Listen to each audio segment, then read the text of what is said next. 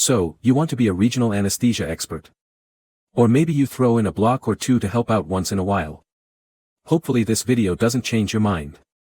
This video should make you question your process and help everyone stay out of trouble in the future. I would ask you share this with anyone who performs regional anesthesia. Make sure to hit the subscribe button.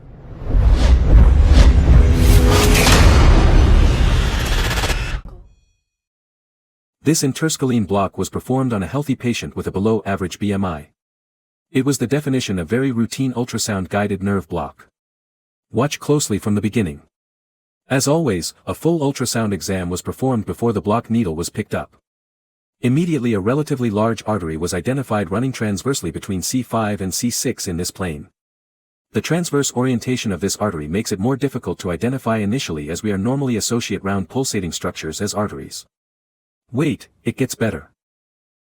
The block needle is entered and identified by ultrasound. As we begin to guide the needle to target, slightly changing probe orientation shows an entirely different arterial presentation. The artery previously identified is now cross-sectional and bifurcated around and within the brachial plexus. The target is the C6 nerve root, as this patient was having a straightforward arthroscopic rotator cuff repair. I decided to inject between the C5 and C6 nerve roots and closely watched the spread of the local anesthetic.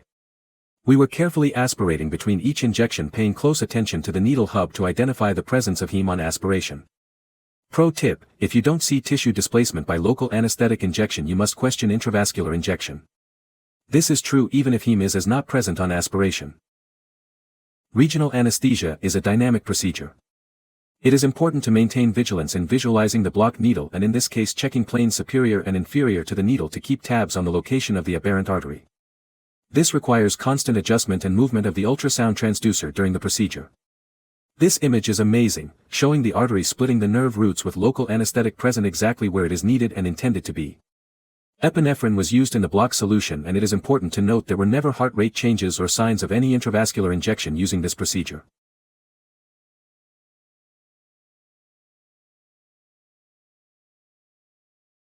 Notice here again how we can visualize the local anesthetic being injected, causing tissue displacement. This is very important, and if this tissue displacement wasn't present, I would always question if the injection was actually intravascular. Notice also the needle is visualized while injecting, ensuring we are viewing the same plane in which the injection is taking place. There are risks with every procedure we perform. There are also techniques to minimize risk and also help identify potential complication in real time as we are performing these procedures. I hope this video introduced some good habits for regional anesthesia. Every patient is different and each one is a new adventure.